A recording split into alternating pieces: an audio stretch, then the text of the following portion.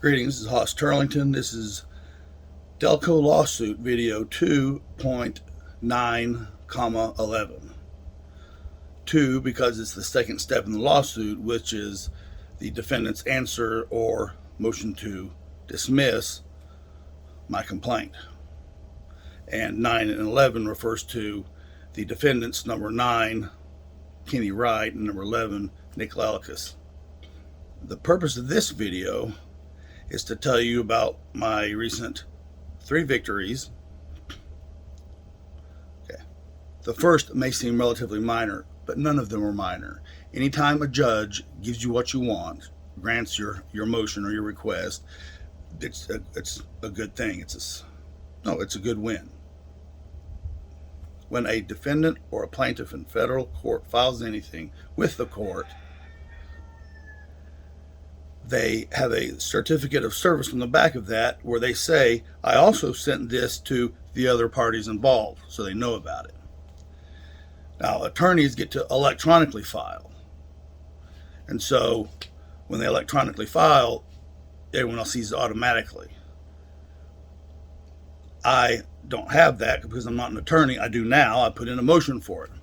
The reason being is because there's a lot of dishonesty there with the certificates of service. They'll file something, and a lot of times they'll say that they sent you a copy of it when they didn't. For instance, last week on Monday, that was the second week in July, I got this in the mail. See how thick that is? Okay? It was a motion to dismiss with brief and support by defendants Wright and Lalikas. And it was filed on the 28th of April. Of course, they said that they has a certificate of service saying they let me know about it, but they didn't. And also had another motion to dismiss on it, and it was filed in May. But you only had 21 days to respond to this stuff. So you see, they're lying. They're just being dishonest attorneys. But I'll ask you this. Why is it that they would send this to me a second time if they sent it to me before when they were supposed to? And you look at the and you look at the postmark on the envelope that it was sent in July. And it was $9. So they could prove actually that they sent it to me back when they said they would, because not many things that court sends out is going to be $9 around that time frame. Well, that day. But I'm doing a sanctions on Lalikas for that may or may not get approved, but at least the judge will know the kind of stuff they're up to. And because I didn't file in a timely manner, I had to put a motion into a large time. And she approved that, which was, you see, if she was wanting just to get rid of this for any reason she wanted, she would have done that. If she didn't have the interest of justice in mind.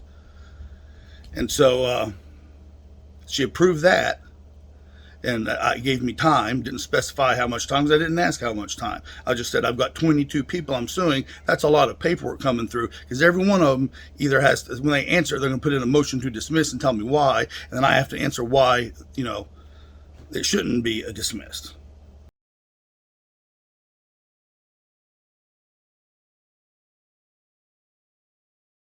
Wells filed a motion to dismiss, put a certificate of service on it, but like I just told you in this other case, they can lie. They can just not send it to you. And then you don't know that you need to answer it unless you on the electronic filing system, which I am now. So after they got no response from their motion to dismiss from me, Wells, meaning his attorney, put in a motion to deem his motion to dismiss confessed by plaintiff. Of course, I didn't confess anything. I didn't know it was in there.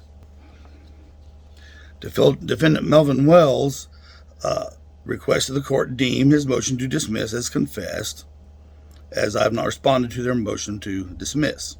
And they put according to LC VR7-1 subparagraph E. That means local civil rules for the Northern District Court, that's the U.S. Court in Tulsa, Rule 7-E, because there's another rule for disclosures that's 7.1.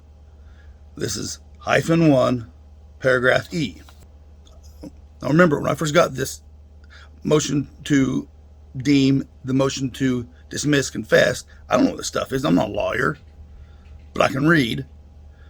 And this is what it says. I looked up that court rule. Okay. It's the Rule 7 of the local civil court rules is titled Pleadings Allowed, Forms of Motions, and Other Papers. Subparagraph E is response briefs. Okay, and so we're talking about me responding to their motion or my non-response. It says each party opposing a motion shall file with the court clerk and serve upon all other parties a response within 21 days.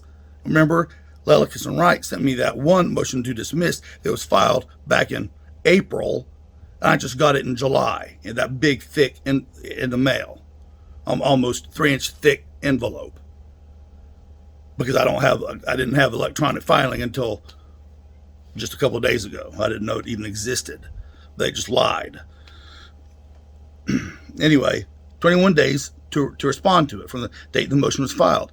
At the discretion of the court, any non-dispositive motion which is not opposed within 21 days may be deemed confessed. So here I am, not a lawyer. I've never heard of a non-dispositive anything in my life.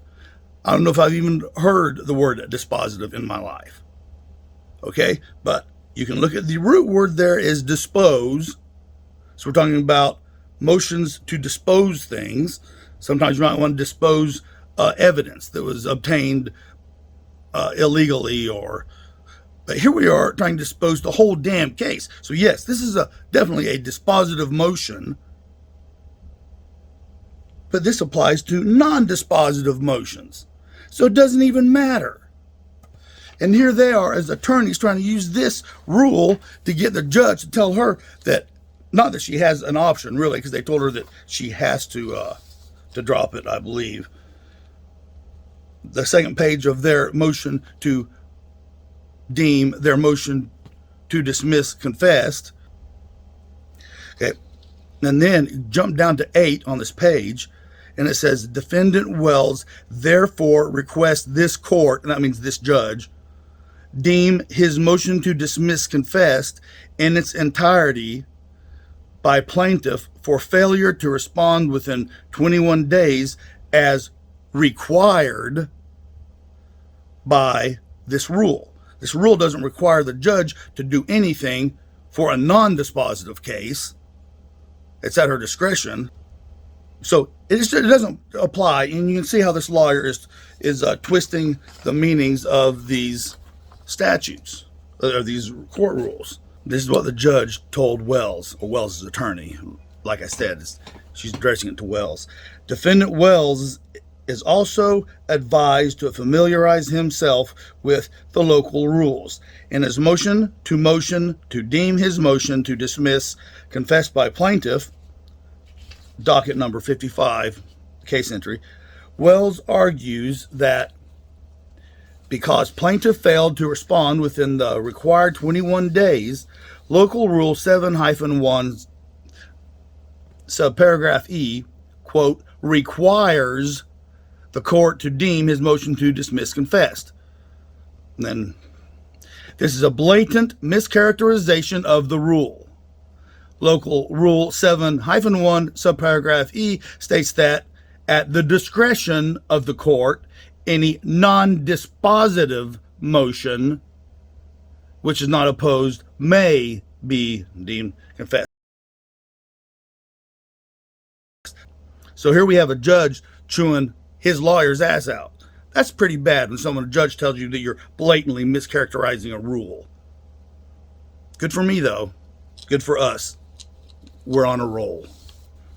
I actually got a fair judge, thank God.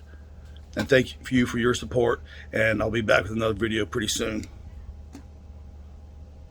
What's your plan for tomorrow? Are you a leader or will you follow? Are you a fighter or will you cower? It's our time to take back the power. What's your plan for tomorrow?